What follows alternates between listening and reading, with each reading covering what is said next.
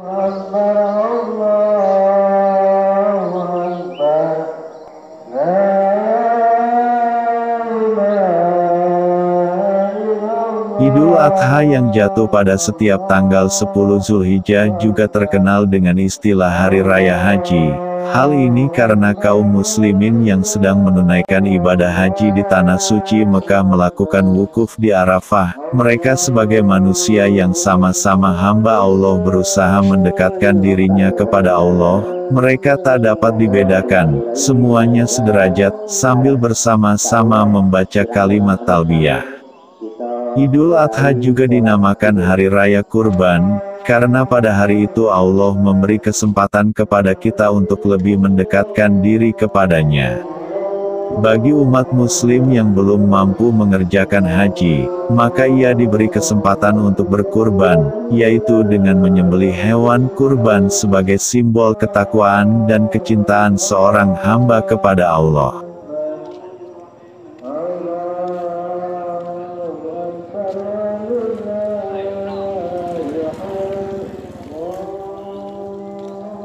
Idul Adha dinamai juga Idul Nahar, artinya Hari Raya Penyembelihan. Hal ini untuk memperingati ujian paling berat yang menimpa Nabi Ibrahim. Akibat dari kesabaran dan ketabahan Ibrahim dalam menghadapi berbagai ujian dan cobaan, Allah memberinya sebuah anugerah, sebuah gelar kehormatan, Khalilullah. Setelah gelar Al-Khalil disandangnya, malaikat bertanya kepada Allah, "Ya Tuhanku, mengapa engkau menjadikan Ibrahim sebagai kekasihmu? Padahal ia disibukkan oleh urusan kekayaannya dan keluarganya." Allah berfirman, "Jangan menilai hambaku Ibrahim ini dengan ukuran lahiriah, tengoklah isi hatinya dan amal baktinya." Sebagai realisasi dari firman-Nya ini, Allah mengizinkan pada para malaikat menguji keimanan serta ketakwaan Nabi Ibrahim. Ternyata, kekayaan dan keluarganya tidak membuatnya lalai dalam taatnya kepada Allah. Konon, Nabi Ibrahim memiliki kekayaan 1000 ekor domba, 300 lembu, dan 100 ekor unta. Riwayat lain mengatakan, kekayaan Nabi Ibrahim mencapai 12.000 ekor ternak. Suatu jumlah yang menurut orang di zamannya adalah tergolong kaya raya. Ketika pada suatu hari, Ibrahim ditanya oleh seseorang, "Milik siapa ternak sebanyak ini?" Maka dijawabnya, "Kepunyaan Allah, tapi kini masih milikku. Sewaktu-waktu bila Allah menghendaki, aku serahkan semuanya. Jangankan cuma ternak, bila Allah meminta anak kesayanganku Ismail, niscaya akan aku serahkan juga." Pernyataan Nabi Ibrahim yang akan mengorbankan anaknya jika dikehendaki oleh Allah, itulah yang kemudian dijadikan bahan ujian, yaitu Allah menguji iman dan takwa Nabi Ibrahim melalui mimpinya yang hak, agar ia mengorbankan putranya yang kala itu masih berusia 7 tahun. Anak yang elok rupawan, sehat lagi cekatan ini, supaya dikorbankan dan disembelih dengan menggunakan tangannya sendiri. Peristiwa itu dinyatakan dalam Al-Quran. "Hai anakku, sesungguhnya aku melihat dalam mimpi bahwa aku menyembelihmu, maka fikirkanlah apa pendapatmu." Ismail menjawab, "Wahai bapakku, kerjakanlah apa yang diperintahkan kepadamu. Insya Allah engkau akan mendapatiku termasuk orang yang sabar."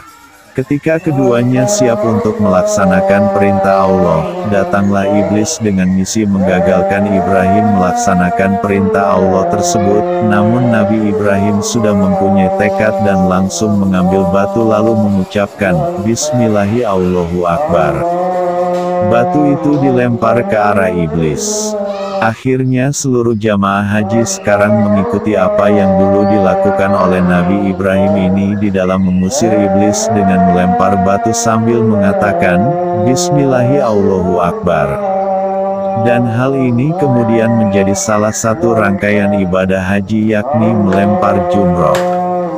Ketika sang ayah belum juga mengayunkan pisau di leher putranya, Ismail mengira ayahnya ragu, seraya ia melepaskan tali pengikat dari tangannya, agar tidak muncul suatu kesan dalam sejarah bahwa sang anak menurut untuk dibaringkan karena dipaksa. Ismail meminta ayahnya mengayunkan pisau sambil berpaling, supaya tidak melihat wajahnya.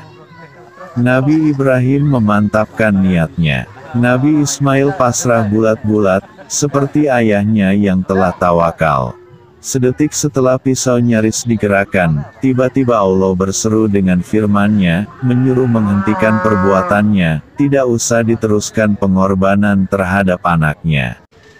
Allah telah meridhoi kedua ayah dan anak yang memasrahkan tawakal mereka.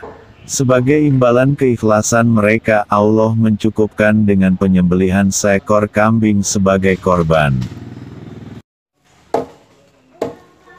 Menyaksikan tragedi penyembelihan yang tidak ada bandingannya dalam sejarah umat manusia itu, malaikat Jibril kagum, seraya terlontar darinya suatu ungkapan Allahu Akbar, Allahu Akbar, Allahu Akbar.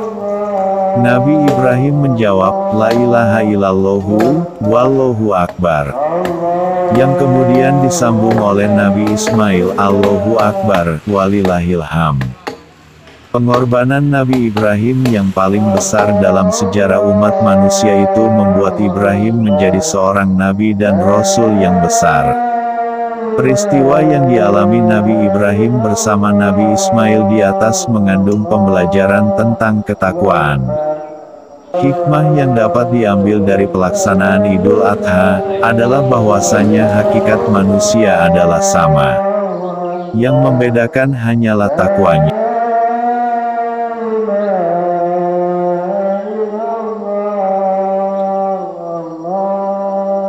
Allah